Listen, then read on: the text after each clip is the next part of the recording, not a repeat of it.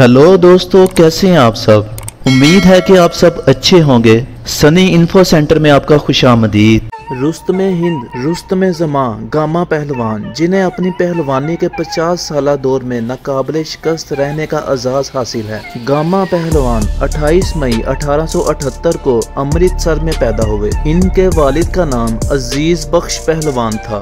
Gamma पहलवान के वालिद की वफात के बाद गुलाम मोहम्मद उर्फ गामा अपने मामू ईदा पहलवान की निगरानी में परवरिश पाने लगे। 9 साल की उम्र में इन्होंने पहलवानी शुरू कर दी। इनके ज़ोको शौक को देखते हुए रियासत दतिया के हुक्मरान महाराजा भवानी सिंह बहादुर ने इनकी सरपरस्ती शुरू की। दोस्तों, कम उम्री में ही गामा पहलवान ने अपने वक्त के कई मरूफ पहलवानों को जेर कर दिया। 19 साला उम्र में गामा पहलवान ने इस वक्त के रुस्तमे हिंद रहीम बख्श उर्फ रहीम सुल्तानी वाला को दावते मुबारक दे डाली। गामा पहलवान का कद 5 फीट 7 इंच था, जबकि रहीम बख्श पहलवान का कद 6 फीट 11 इंच था। रहीम सुल्तानी वाला ने गामा का चैलेंज कबूल कर लिया। गामा और रहीम सुल्तानी वाला का ये दिलचस्प मुकाबला बराबर रहा। गामा पहलवान और रहीम सुल्तानी वाला का इसके बाद 2 दफा और भी मुकाबला हुआ, लेकिन गामा पहलवान रहीम सुल्तानी वाला को जेर ना कर सके।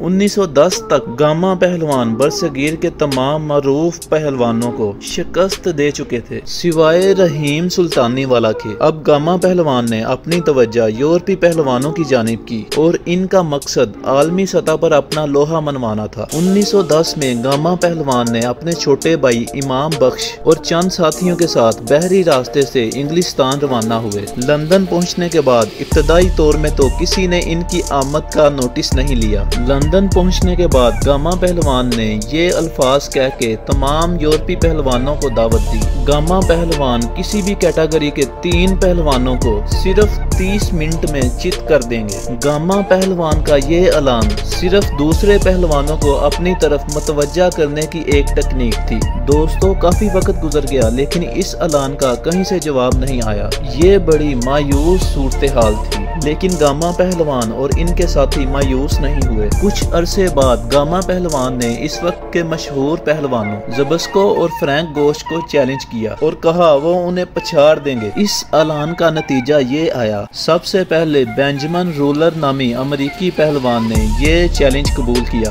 गामा पहलवान ने रूलर को सिर्फ 1 मिनट 40 सेकंड में जेर कर दिया। ये गामा पहलवान को यूरोपी जमीन पर पहली कामयाबी थी। अगले दिन गामा पहलवान ने 12 पहलवानों को चित करके बैनुल अक़वामी कुश्ती के अखाड़े में कदम रख लिया। ये सूरत हाल देख के इस वक्त के हैवी वेट वर्ल्ड चैंपियन ज़बस्को ने गामा पहलवान के मद्दे मुकाबल आने का चैलेंज कबूल कर लिया और 10 सितंबर 1910 को इनका मुकाबला तय पाया। जीतने वाले को इनाम के साथ साथ रेसलिंग की मशहूर तरीन बेल्ट, जिसका नाम जॉन बुल बेल्ट था, वो दी जानी थी और वो आलमी चैंपियन तस्लीम कर लिया जाना था। मुकाबला शुरू होते ही गामा पहलवान ने लम्हा में ज़बस्को को पछाड़ के रखकर उसे ज़मीन चटा दी और उसे दाव लगाकर बेबस कर दिया।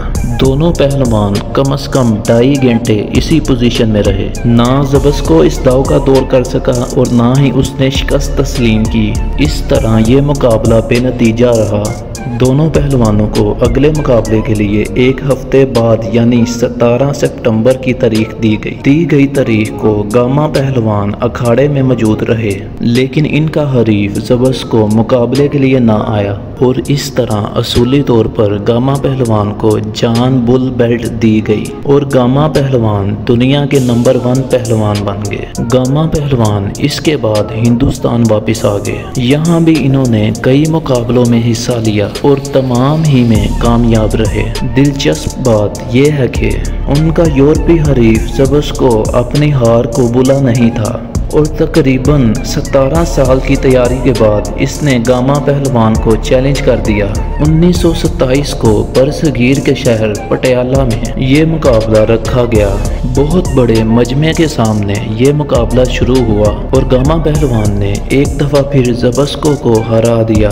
लेकिन इस मुकाबले की ख़ास बात यह थी कि पहले मुकाबले में दोनों पहलवान 2.5 घंटे तक एक दूसरे से लड़ते रहे, लेकिन 17 साल बाद गामा पहलवान ने सिर्फ 10 मिनट में ही ज़बस्को को हरा दिया। पाकिस्तान के वजूद में आने के बाद गामा पहलवान और इनका खानदान पाकिस्तान के शहर लाहौर में रहाइश पजीर हुए। अपनी जिंदगी में 77 साल की उम्र तक गामा पहलवान तमाम पहलवानों को ललकारते रहे, लेकिन कोई इनका चैलेंज कबूल करने को तैयार ना हुआ।